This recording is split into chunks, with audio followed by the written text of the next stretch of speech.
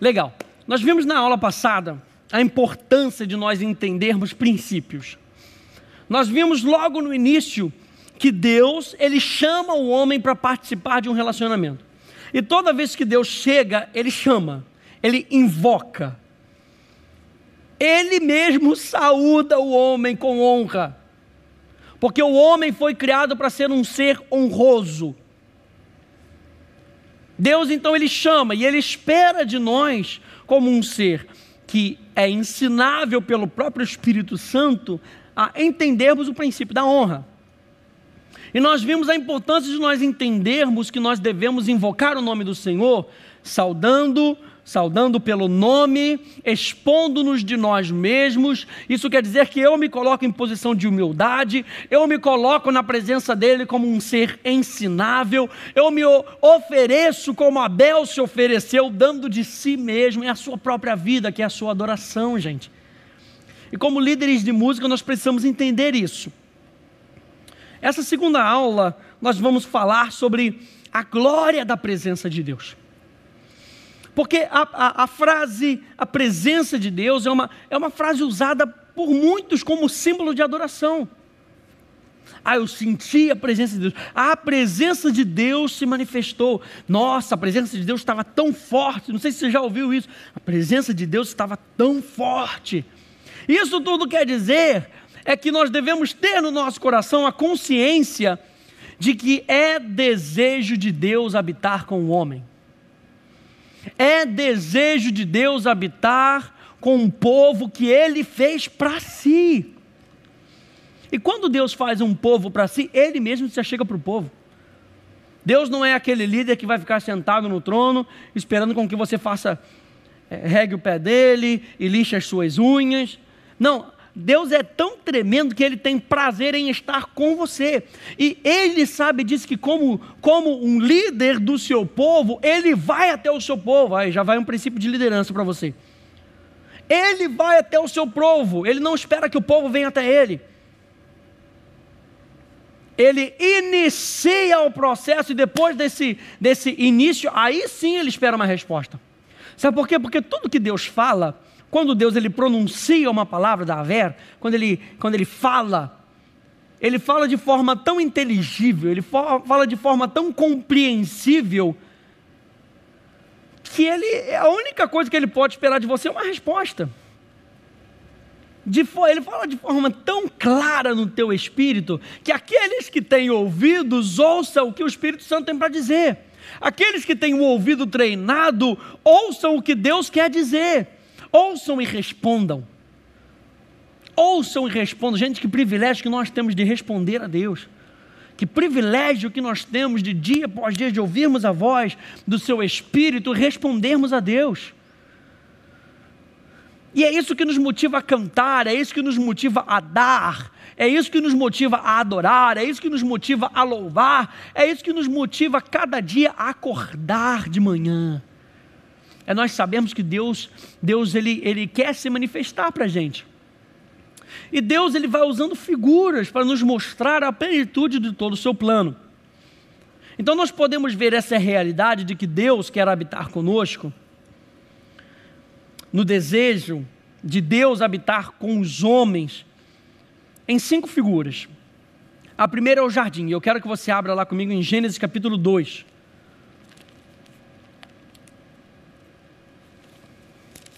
Cada vez mais, nós conseguimos ver, no início de todas as coisas, o desejo de Deus querer habitar. Nós vimos na aula passada Gênesis capítulo 4, mencionamos Gênesis capítulo 3 e voltamos agora para Gênesis capítulo 2. A gente poderia até citar Gênesis capítulo 1, façamos um homem à nossa imagem e semelhança. A Bíblia diz que o pai amava o filho, ou seja, o pai tinha um relacionamento com o filho. Façamos o homem à nossa imagem e à nossa semelhança. O que Deus espera de nós? Relacionamento. Já marca sobre isso, você pode fazer um estudo sobre isso. Deus quer relacionamento contigo, assim como Ele tem um relacionamento com o seu próprio filho. Que relacionamento é esse? O filho se submete ao pai. Você pode ver isso no módulo Somos Filhos, na unidade 1. do módulo Conhecendo a Deus, conhecendo quem somos. É o módulo 1, na unidade 1, somos filhos. O filho se submete ao pai, o filho ama ao pai, o pai ama ao filho, eles têm um relacionamento tremendo. Façamos o homem à nossa imagem e semelhança. Então Deus, para que isso aconteça, Ele cria uma atmosfera. Ele cria uma atmosfera para aqueles seres que Ele vai criar à sua imagem e semelhança. E Gênesis capítulo 2, verso 8, vai dizer assim: E plantou o Senhor Deus um jardim no Éden, na direção do Oriente, e pôs nele o homem que havia formado. Do solo fez o Senhor Deus brotar toda sorte de árvores, agradáveis à vista e boas para o alimento. E também a árvore da vida no meio do jardim, e a árvore do conhecimento do bem e do mal. E saía um rio do Éden para regar o jardim, e dali se dividia, repartindo-se em 4 braços. O primeiro chama-se Pisson, é o que rodeia a terra de Avilá, onde há ouro. O ouro dessa terra é bom. Também se encontram lá o bidélio e a pedra de ônix. O segundo rio chama-se Guion, e é o que circunda a terra de Cuxi. O nome do terceiro rio é Tigre, é o que corre pelo oriente da Assíria. E o quarto é o Eufrates. Tomou, pois, o Senhor Deus ao homem e o colocou no jardim do Éden para o cultivar e para o guardar. E o Senhor Deus lhe deu essa ordem: de toda árvore do jardim comerás livremente, mas da árvore do conhecimento do bem e do mal não comerás, porque no dia em que dela comeres, certamente morrerás. No dia que você me desobedecer, certamente o pecado que entrar na sua vida vai te afastar de mim. Então, primeira coisa, o jardim era um lugar de segurança. Peraí, onde é que você acha isso? Na própria palavra jardim. A palavra jardim, gen, em hebraico, vem de ganen, que significa cercar, limitar, ou seja, proteger e defender. O jardim era um lugar de proteção. A presença de Deus, o lugar onde Deus nos colocou, é um lugar de proteção. Você pode ver isso no âmbito do seu relacionamento com Deus. Você pode ver isso no âmbito, veja bem, da sua igreja local. O lugar onde Deus te colocou, a igreja onde Deus te colocou, e você fala: sim, aqui é o lugar onde Deus me colocou, é um lugar de proteção. É um lugar de proteção porque você sabe que você tem que se submeter. E submissão é um limite de proteção, porque você não vai fazer o que você quer. Tudo tem um tempo, tudo tem um modo, tudo tem uma maneira. E quando você entende que você tem um relacionamento com o teu líder, e você se expõe ao teu líder, e o teu líder diz: espera, vai, não vai, isso está sendo moldado em você o quê? Caráter, é um lugar de proteção, caráter te protege. Na presença de Deus, há proteção. Aquele que habita no esconderijo do Altíssimo. O que é o esconderijo do Altíssimo? É a própria presença de Deus. É um lugar de proteção. É um lugar de limite, gente. A presença de Deus, ela coloca limites na nossa vida para nos proteger. Você pode até dizer para você mesmo: os limites que Deus coloca são para a minha proteção. Enquanto o homem estivesse dentro do jardim, ele tinha tudo o que precisava. Tudo. Nada lhes faltava. O Senhor é o meu pastor e nada me faltará. Por quê? Você está na presença do pastor. Há proteção, há limite, há recursos. 2, era um lugar de habitação, onde Adão foi posto. E a palavra pôr, sum, significa colocar, apontar, cuidar, determinar, marcar, dar propósito e trazer recompensa. Quando Deus coloca você num lugar, quando Deus põe você no lugar, aquele lugar é um lugar de propósito. Você não está nessa igreja, na academia da fé à toa. Deus colocou você aqui com um propósito, e é esse propósito que traz uma recompensa. O problema é que as pessoas, elas ainda estão procurando, elas mesmas estão procurando um lugar. Quando a Bíblia diz que você tem que ouvir a voz de Deus e deixar Deus te dizer que lugar você deve escolher. O lugar que Deus escolheu para você, diz a palavra. É no lugar onde fomos colocados para habitar que encontramos a concretização do nosso propósito e também a nossa própria recompensa. É no lugar onde fomos plantados que florescemos. O problema é que as pessoas são como árvores e elas ficam de um lugar em lugar. Elas nunca criam raízes. Se você não tem raiz, vem uma chuva, isso te dispersa. Isso te coloca, isso acaba te derrubando. Você não tem tempo para produzir frutos. Você começa do zero quando você entra novamente no outro lugar. Então é um lugar onde nós encontramos habitação. O lugar, a presença de Deus, o jardim era um lugar de habitação. Era também um lugar de provisão. Gênesis capítulo 2, verso 9, do solo fez o Senhor Deus brotar toda sorte de árvores, agradáveis à vista e boas para alimento. Agradáveis à vista e boas para alimento, dentro e fora. Ei, dentro e fora. Nós somos crentes dentro e fora. O problema é que as pessoas, como eu disse na última aula, recebem verdades, aquelas verdades não são produzidas, elas acham que elas são crentes por dentro. Mas na realidade não são. São como fariseus, hipócritas. Elas agem, são boas do lado de fora, porque fazem os preceitos, fazem as tradições, fazem as regras e os regulamentos, mas dentro não colocam um princípio para funcionar. São boas por fora, ruins por dentro. Era um lugar de provisão. Éden, palavra Éden, Aiden, significa deleite. Era um lugar de deleite. O jardim do Éden era um jardim de deleite, onde Deus se deleitava com o homem, onde o homem se deleitava com a presença de Deus também, onde o homem se deleitava com a recompensa da presença de Deus. Isaías capítulo 51, 3 diz: porque o Senhor consolará Sião, consolará a todos os seus lugares assolados, e fará o seu deserto como o Éden, e a sua solidão como o jardim do Senhor. Gozo e alegria se acharão nela, ação de graças e voz de cântico. O que existe no nosso deleite?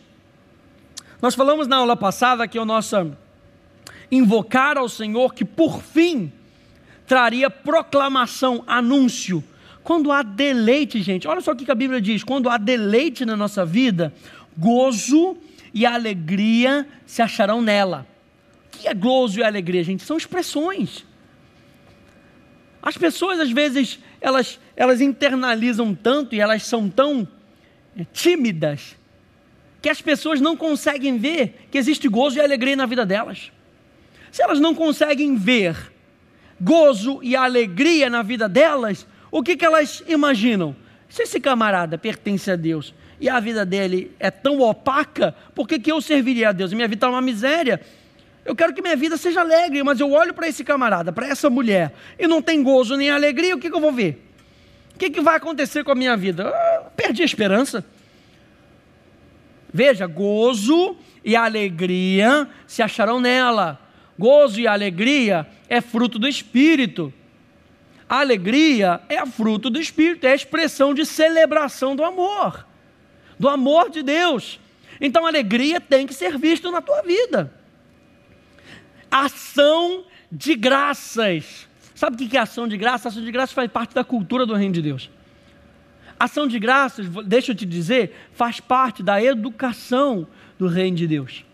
Ação de graças é uma vida que foi comprada e que é eternamente grata pelo fato de não mais pertencer às trevas.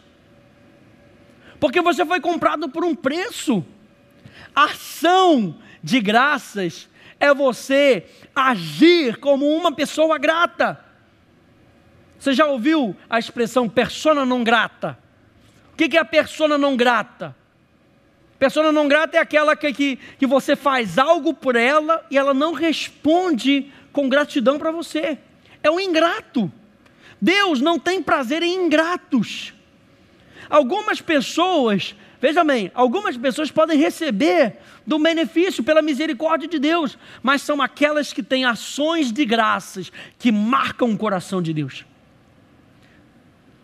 São aqueles que voltam para agradecer a Deus e viver nesse relacionamento com Deus que marcam o coração de Deus e que Deus usa para marcar a história.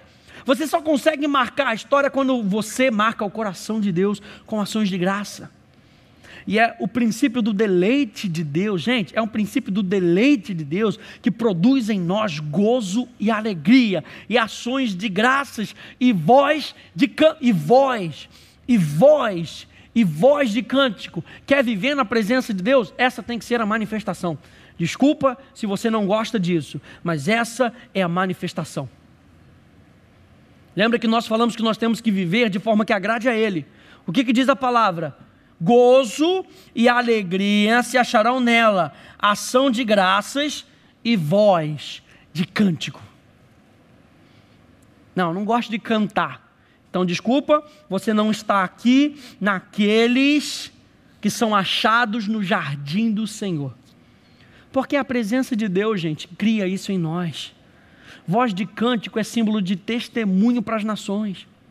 Voz de cântico é símbolo da nossa ação de graças. Voz de cântico é símbolo do nosso louvor. Ezequiel 28:13. Estiveste no Éden, jardim de Deus.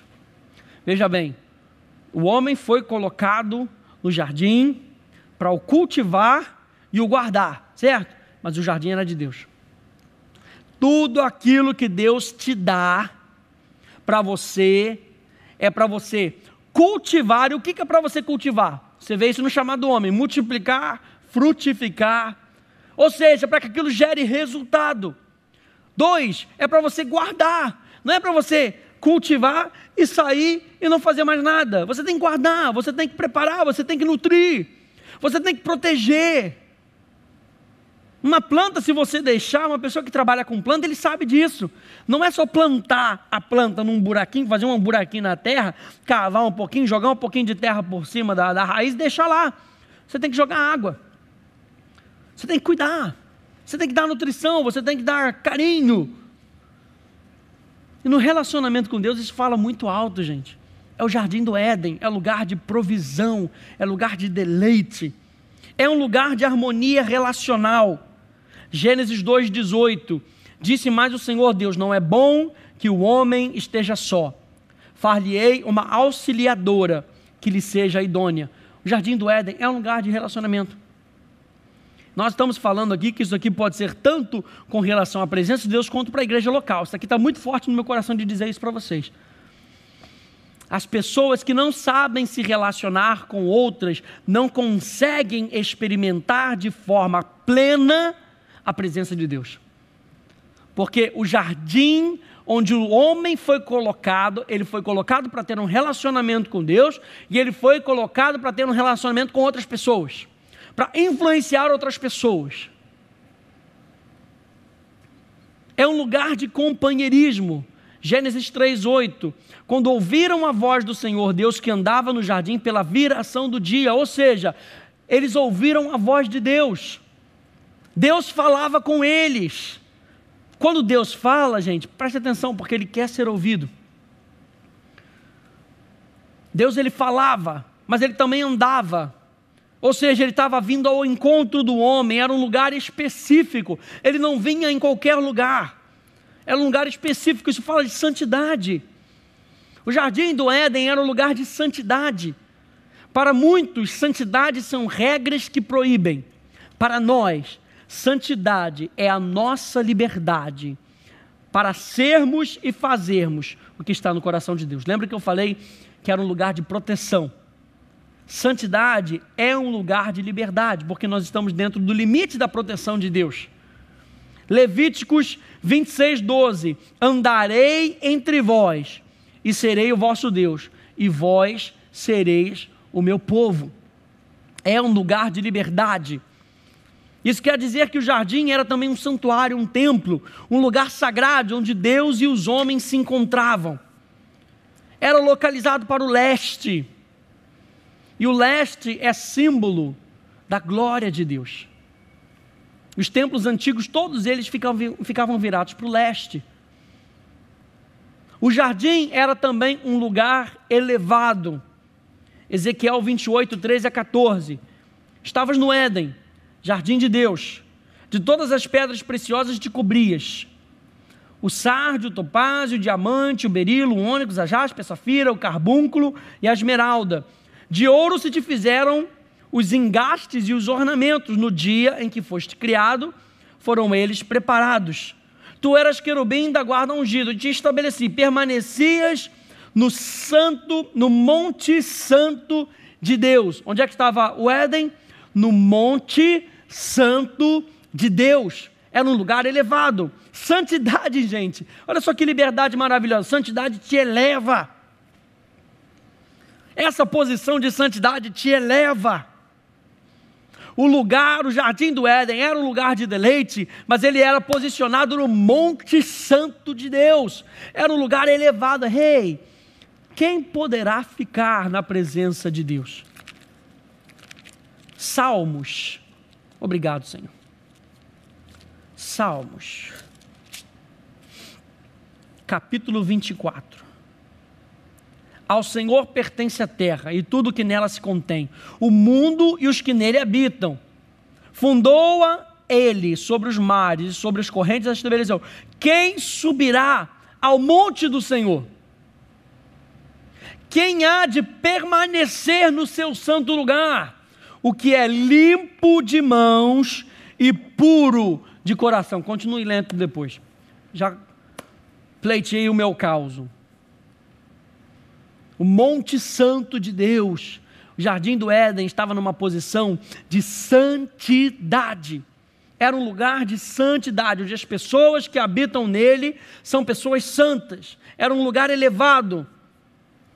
E nesse jardim, como eu falei na aula passada, Deus sempre iniciou o relacionamento com o homem. Ele é o ator principal dessa história. E muitas vezes a nossa adoração tende a esquecer disso e foca no que nós podemos fazer por Deus, no que nós podemos receber de Deus. E você não entende que Ele deve receber a glória. Ele é o ator principal, Ele começa todas as coisas. Na história, Ele sempre veio para interagir com os homens, com Enoque, com Abraão, com Noé. E nunca se esqueça que Ele é o centro, Ele é o criador do jardim. Entenda que o jardim nos explica que, apesar de vivermos em uma dimensão terrena, temos acesso à dimensão sobrenatural de Deus. Apesar de vivermos essa dimensão onde existe matéria, o nosso espírito está conectado com o Espírito de Deus e nós temos a capacidade de existirmos numa dimensão terrena e de vivermos na dimensão sobrenatural de Deus. Isso nos fala de uma posição, gente. O jardim do Éden nos fala de uma posição em Cristo, que nos permite viver na dimensão do jardim do Éden hoje. Hoje. Tudo isso aponta para a nossa posição em Cristo hoje. Se você está em Cristo, tudo isso que eu falei do jardim do Éden é uma realidade para você hoje. Hoje as pessoas falam, estou em Cristo, estou em Cristo, estou em Cristo. Mas elas não estão numa posição de deleite. Elas não estão em posição de santidade. Elas não acham proteção. Elas não conseguem encontrar provisão. Em Cristo nós temos provisão, em Cristo nós temos proteção, em Cristo nós estamos numa posição elevada. 2 Coríntios 2,17, porque nós não estamos como tantos outros, mercadejando a palavra de Deus. Antes, em Cristo é que falamos na presença de Deus, com sinceridade e da parte do próprio Deus. 2 Coríntios 12:19, há muito pensais que nós estamos desculpando convosco, que nos estamos desculpando convosco. Falamos em Cristo perante Deus, e tudo, ó amados, para a vossa edificação. Então em Cristo nós temos segurança. Veja depois esses versos na sua apostila. Nós temos um lugar de habitação, nós temos provisão, nós temos harmonia relacional, nós temos companheirismo e nós vivemos num lugar elevado. Em Cristo é a nossa posição do Jardim do Éden. O homem então, infelizmente, ele é expulso do jardim porque ele decide não mais se relacionar com Deus. Então Deus, ele fala, eu ainda quero viver com o homem. Nós estamos falando do fato de que Deus quer viver com o homem. E nós vimos no jardim do Éden, tudo aquilo que nós podemos ter e nós podemos fazer nesse relacionamento com Deus. É no seu relacionamento com Deus que você tem proteção, provisão, habitação. Você tem harmonia relacional com o seu irmão. A Bíblia fala muito de viver um com o outro, de amar um ao outro, de servir um ao outro. É nesse ambiente da presença de Deus que você tem amizade com Deus, companheirismo, que você está numa posição elevada. E Deus, ele continua nos mostrando. A segunda marca, a segunda imagem, é uma habitação que nós temos em Deus. A habitação.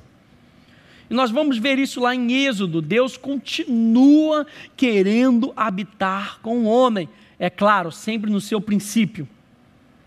Êxodo capítulo 25, verso 1 até 9. É a segunda imagem que nós podemos ver. Que Deus quer se relacionar conosco, Ele quer habitar com o seu povo. Êxodo 25, de 1 a 9. Disse o Senhor a Moisés: fala aos filhos de Israel que me tragam oferta de todo homem cujo coração o mover para isso. Deus está no assunto do coração, no negócio do coração do homem. Dele recebereis a minha oferta.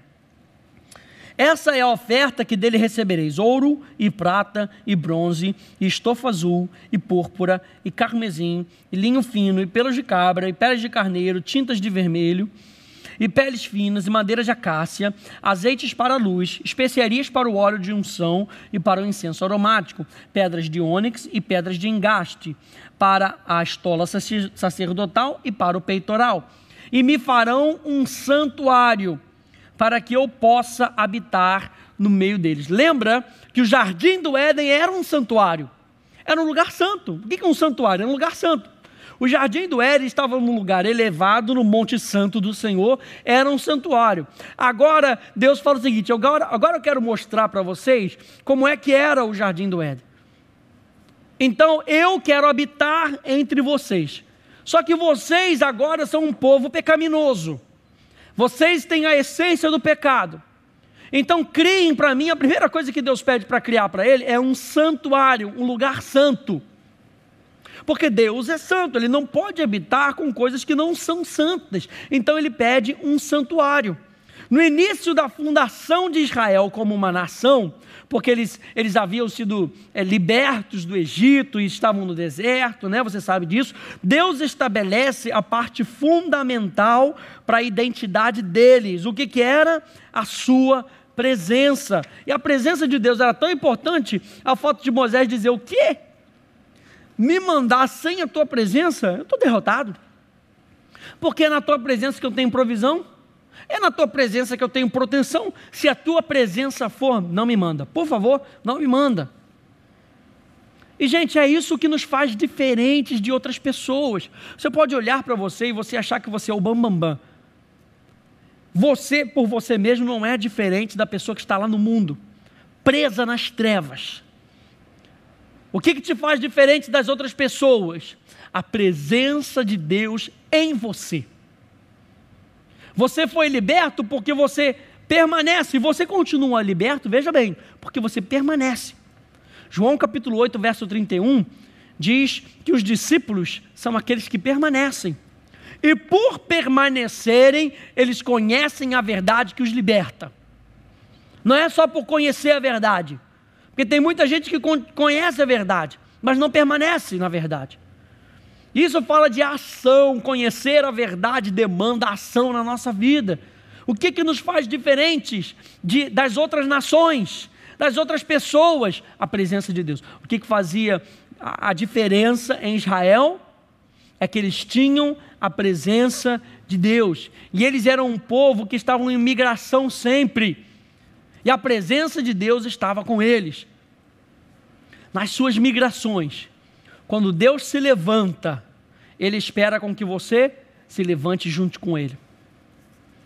E Ele está sempre no teu meio, Ele está sempre no teu coração, Ele está sempre na tua jornada. Deus ama habitar com você. Quando você diz para Ele, fala: Senhor, não estou aguentando mais, eu preciso de mais, eu tenho mais fome, eu quero mais, eu quero mais. Deus se levanta, e quando Ele se move, Ele espera que você se mova com Ele. Apocalipse 21, 3, então ouvi grande voz vinda do trono dizendo: eis o tabernáculo de Deus com os homens. Aonde? Com os homens. Deus habitará com eles, eles serão povos de Deus, e Deus mesmo estará com eles. Apocalipse, o livro da revelação de Jesus Cristo, e nós estamos em Cristo. Por isso Apocalipse fala de um povo que adora, porque nós estamos em Cristo, e em Cristo nos remete ao jardim do Éden. Aqui, essa habitação, ela está definindo, ela está desmembrando tudo aquilo que existia no jardim do Éden. Nós vemos agora a habitação. Isso nos mostra que Deus se identifica com o seu povo, Ele quer estar no meio do seu povo. A terceira imagem é uma pessoa. Você vê que a imagem, o jardim do Éden era o lugar, foi quebrado, agora ele começa a progredir. Ele vem e fala de uma habitação em templos, uma habitação num lugar chamado a Arca da Aliança. Deus só habita no lugar onde há aliança, a Arca da Aliança. Ele agora progride, ele agora habita em uma pessoa. João, capítulo 1, verso 1 a 4, no princípio era o verbo, e o verbo estava com Deus, e o verbo era Deus. Ele estava no princípio com Deus. Todas as coisas foram feitas por intermédio dele, e sem ele nada do que foi feito se fez. A vida estava nele, e a vida era a luz dos homens. Verso 14, e o verbo se fez carne e habitou entre nós, cheio de graça e de verdade, e vimos a sua glória, glória como do unigênito do Pai. Verso 18, ninguém jamais viu a Deus, o Deus unigênito que está no seio do Pai é quem o revelou. E essa palavra habitar, que nós vemos aqui no verso 14, é eskenô, que significa acampar, como se Deus tivesse feito um tabernáculo, essa é a palavra, como se Deus tivesse feito um tabernáculo e acampasse, ocupasse, residisse naquele lugar, para estar conosco. Essa palavra, skenô, vem de uma outra palavra grega, skenos. Skenos significa uma habitação temporária. Deus é tremendo, gente. Deus é tremendo. Ele acha, presta atenção, vou até pular um pouquinho mais para frente do que eu quero falar, mas ele acha uma pessoa, para que através daquela uma pessoa, muitos se tornem filhos de Deus. Ele vem na progressão, gente, ele vem na progressão. Lembra de Adão? Uma pessoa. De Adão veio Eva. Adão e Eva. Veio Abel.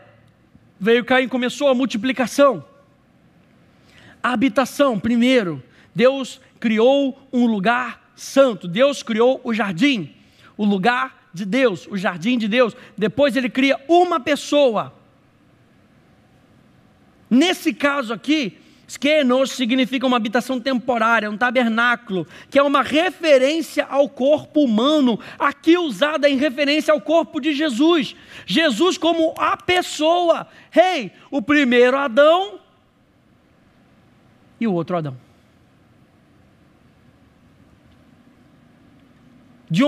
Deus mais uma vez estava habitando com o seu povo. João usa uma palavra que denota a temporariedade da habitação somente em Cristo. Como no tabernáculo de Moisés, apenas o sumo sacerdote poderia entrar no Santíssimo. A vida de Jesus expressava isso, porque só há um caminho para Deus, é através dele. Mas a morte de Jesus nos mostra que ao rasgar o véu, todos agora têm acesso ao Pai, como no tabernáculo de Davi. Até no tabernáculo houve uma progressão. O tabernáculo de Davi veio para mostrar justamente que esse véu seria rasgado e que todos poderiam entrar na presença de Deus. Jesus era o tabernáculo de Moisés. Jesus, a realidade do tabernáculo de Moisés, a sombra pode ser vista em Jesus, em Cristo. Em Cristo nós podemos pegar aquele tabernáculo e entender que existiu um sacrifício, há uma necessidade de santidade, nós podemos ser iluminados pelo Espírito Santo, comer do pão da palavra em comunhão com os nossos irmãos, a nossa oração, o incenso da nossa adoração pode ser elevado a Deus, e esse incenso, Hebreus diz, que ele entrava no santíssimo lugar, é o que nos leva, a nossa vida de oração, a nossa vida de adoração nos leva a um lugar de intimidade, onde só existe uma coisa a não ser Deus naquele recinto: a Arca da Aliança. Aliança, o receptáculo da aliança. João capítulo 2, verso 18 a 22. Perguntaram-lhe, pois, os judeus: que sinal nos mostra para fazeres essas coisas? Jesus lhes respondeu: destruí este santuário, e em 3 dias o reconstruirei. Replicaram os judeus: em 46 anos foi edificado este santuário, e tu em 3 dias o levantarás? Ele, porém, se referia ao santuário do seu corpo. Santuário do seu corpo. Seu corpo era o santuário, era a habitação da plenitude de Deus, para um propósito. Desde Mateus 1, do verso 20 a 23, até Mateus 28, 16 a 20, vemos a realidade de que Jesus Cristo é Deus conosco do início ao final. O nome do menino vai ser Emanuel. Em Mateus 28 diz: olha só, vocês não vão estar sozinhos. Vocês não vão estar sozinhos. O que Jesus estava falando? Esse Deus que habita em mim vai passar a habitar em você. Tabernáculo de Moisés, tabernáculo de Davi. Olha a progressão. Tabernáculo de Moisés, existia um véu, só um podia entrar. Hebreus diz que Jesus foi e entrou, rasgou o véu. Isso traz o simbolismo para o tabernáculo de Davi, onde a arca da presença estava presente e não existia mais paredes. As bordas da tenda, eles enrolavam para cima para que todos pudessem ver a presença de Deus. A presença de Deus através da arca. Todos. Isso nos remota de que através de uma pessoa, Deus agora habita não só em uma pessoa, agora através da morte de Jesus, Ele habita em um povo. Essa é a quarta imagem, um povo. 1 Coríntios capítulo 3, verso 9 e verso 16, porque de Deus somos cooperadores, lavoura de Deus, edifício de Deus sois vós. Não sabeis que sois santuário de Deus e que o Espírito de Deus habita em vós? Santuário de Deus, santuário. Lembra do jardim do Éden? Onde é que ele estava? No Monte Santo, ele era santuário. Jesus, o corpo, o santuário. A habitação de Êxodo 25, um santuário. O nosso corpo como filhos de Deus, um santuário. Em João 14, Jesus, o Filho, nos diz: eu não vos deixarei órfãos. O que ele faz? Ele envia para nós o Espírito Santo. 2 Coríntios capítulo 6, 16 a 18. Que ligação há entre o santuário de Deus e os ídolos? Porque nós somos santuários do Deus vivente. Como ele próprio disse: habitarei e andarei entre eles, serei o seu Deus e eles serão o meu povo. Por isso, retirai-vos do meio deles, separai-vos, diz o Senhor, não toqueis em coisas impuras, e eu vos receberei, e serei vosso Pai, e vós sereis para mim filhos e filhas, diz o Deus Todo-Poderoso. Nós somos o cumprimento de Levíticos 26, 12. Nós somos o cumprimento de Levíticos 26, 12. Nós somos o cumprimento de Levíticos 26, 12. Nós somos templo do Espírito Santo. Um povo, como seres individuais, nós somos templo do Espírito Santo. O que isso quer dizer? Eu vou só citar, depois você lê na sua apostila os versos. Que Cristo deve ser a peça central na igreja. Número 1, como povo de Deus, Cristo é a peça central na igreja. Número 2, Cristo é o fundamento do corpo. Cristo é o fundamento do santuário. Número 3, a presença de Cristo demanda santidade na igreja. Por quê? Porque nós somos santuário. Santuário é um lugar santo. A presença de Cristo no nosso meio demanda santidade. Deus está presente de forma muito única quando o seu povo se ajunta. Você deve entender isso. Todos os indivíduos são templos, mas sua igreja é um organismo muito maior, feito por indivíduos, e quando há unidade, então a sua glória pode ser vista e discernida de forma mais vívida. A presença se torna mais tocante, a presença se torna mais gloriosa. Sabe por quê? Porque a glória que eu estou liberando, a reputação, a fama, a presença, a majestade de Deus que eu libero através da minha vida se une com a liberação da sua vida, com a liberação da sua vida, e aquilo toma uma proporção ainda maior. Nós precisamos uns dos outros. E por último, o clímax de tudo isso. Esse povo se torna uma cidade. Esse povo se torna uma cidade. Vamos ler Apocalipse, para nós terminarmos. Apocalipse 21. E eu quero ler do verso 1 até o verso 23, para você ver. Gente, tudo isso é a concretização do plano de Deus de habitar conosco. Tudo isso é a concretização da vontade de Deus de habitar conosco. Na realidade, nós voltamos para o início. Qual é o início? O jardim do deleite de Deus é em Cristo. É em Cristo. Tudo aquilo foi quebrado. Deus então criou um santuário, um lugar. Deus criou um homem. Deus se fez carne e habitou entre nós. Desse homem muitos filhos vieram. Desse filho se formou uma cidade. Desse povo se formou uma cidade. Apocalipse capítulo 21. Deus quer habitar entre nós. Deus quer habitar entre nós. Apocalipse 21. Vi novo céu e nova terra, pois o primeiro céu e a primeira terra passaram, e o mar já não existe. Vi também a cidade santa, a nova Jerusalém, que descia do céu, da parte de Deus, ataviada como noiva adornada para o esposo. Veja que a cidade, ela desce do céu, ela não fica no céu, ela desce do céu, e ela é enviada da parte de Deus. Vai e desce, vai para esse novo céu, vai para essa nova terra. Então ouvi grande voz vinda do trono dizendo: eis o tabernáculo de Deus com os homens. Aonde? Essa cidade. Deus habitará com eles, eles serão povos de Deus, e Deus mesmo estará com eles. E lhes enxugará dos olhos toda lágrima, e a morte já não existirá. Já não haverá luto, nem pranto, nem dor, porque as primeiras coisas passaram. E aquele que está sentado no trono disse: eis que faço novas todas as coisas. Ei, isso me lembra de Coríntios 5,17.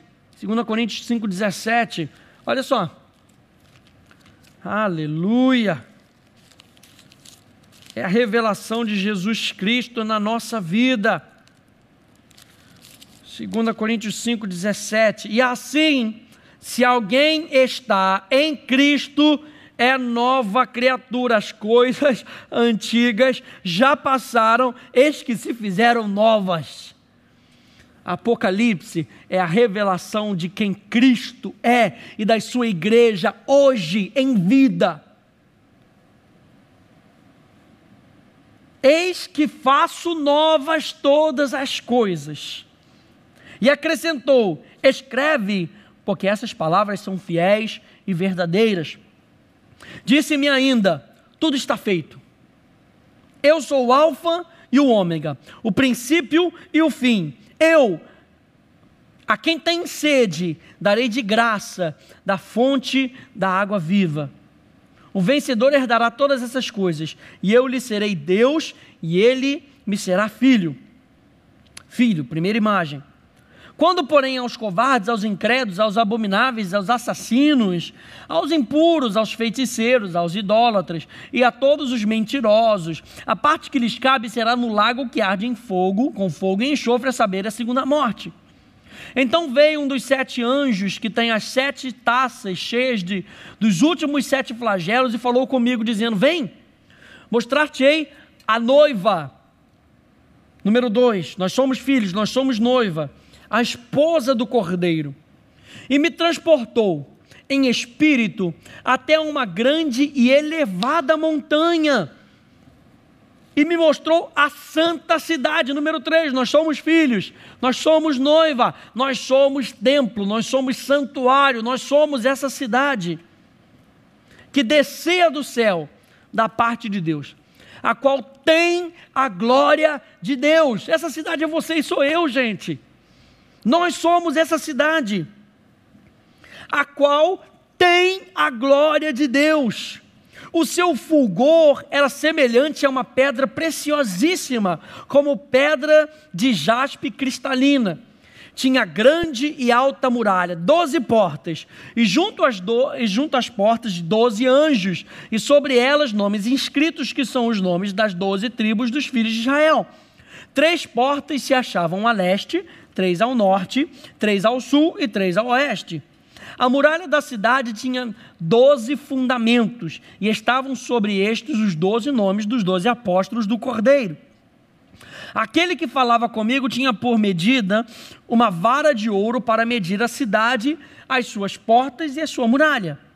A cidade é quadrangular, de comprimento e larguras iguais. Isso quer dizer que ela era um cubo, gente.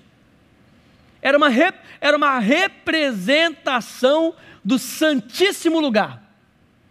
Era uma representação do clímax do santuário, do tabernáculo de Moisés. O clímax do tabernáculo de Moisés não era o átrio nem um santo lugar, era o Santíssimo, era onde Deus habitava.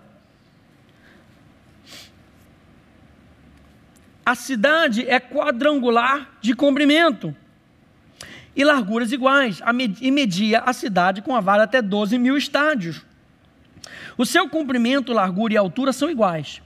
Mediu também a sua muralha, 144 côvados, medida de homem, isto é, de anjo. A estrutura da muralha é de jaspe. Também a cidade é de ouro puro, outro símbolo do Santíssimo. A marca do Santíssimo era o ouro puro, semelhante a vidro límpido. Os fundamentos da muralha da cidade estão adornados de toda espécie de pedras preciosas.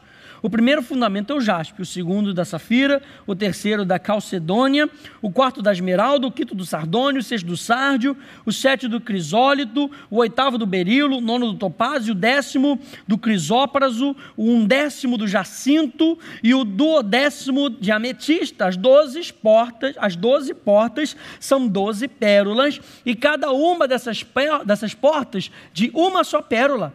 A praça da cidade é de ouro puro, como vidro transparente. Nela não vi santuário, porque o seu santuário é o Senhor, o Deus Todo-Poderoso, e o Cordeiro.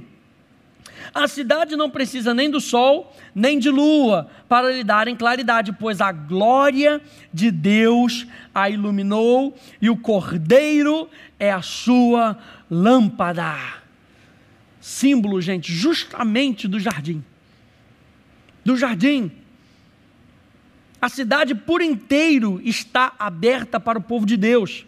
Ela nos remete ao nosso começo. Ao invés do primeiro céu e da primeira terra, há um novo céu e uma nova terra. Ao invés do primeiro Adão e da sua esposa, há o segundo Adão e a sua esposa. Existe um rio de vida, existe uma árvore da vida. Nós estamos de volta ao jardim do nosso deleite, gente, ao jardim da habitação de Deus na nossa vida. E essa é a nossa realidade agora. Deus habita conosco, nós habitamos em Cristo. Deus deseja habitar com seu povo agora e encher a terra com a revelação da sua glória, sua presença gloriosa através dos seus filhos. Gente, a cidade tem a glória de Deus. Vou ler de novo o verso 10 e verso 11. E me transportou em espírito até uma grande e elevada montanha, e me mostrou a santa cidade, Jerusalém, que descia do céu da parte de Deus, a qual tem a glória de Deus. Nós vemos mais adiante que ela tem a glória de Deus, porque o próprio Deus habita nela. Ao nos lembrarmos desta gloriosa verdade, podemos então transferir isso para aqueles a quem desejamos influenciar, a quem desejamos lembrar. Nossa vida deve ser uma expressão verdadeira de que eu estou em Cristo. Eu sou essa cidade. Eu sou esse templo. E a glória de Deus habita em nós. E que a sua presença habita em mim e habita em nós. É um lugar de provisão, é um lugar de segurança, é um lugar elevado. Nós estamos em Cristo. Nós estamos em Cristo, e quando habitamos em Cristo, Cristo na sua presença e Deus na sua presença habita em nós. Lembre-se sempre disso, quando você estiver ministrando. Lembre-se sempre disso, de que Deus habita em você, Deus habita na sua cidade, na junção dos seus templos. Eles não terão um santuário, porque na junção de todos esses santuários, isso se tornará a cidade de Deus. Agradeça a Deus por esse fato e ministre com a consciência de que você também é templo e que você está ministrando a esses templos do Espírito Santo. Você é sacerdote do Senhor e você está ministrando juntamente com os sacerdotes do Senhor. Amém? Deus te abençoe. Nos vemos na próxima aula.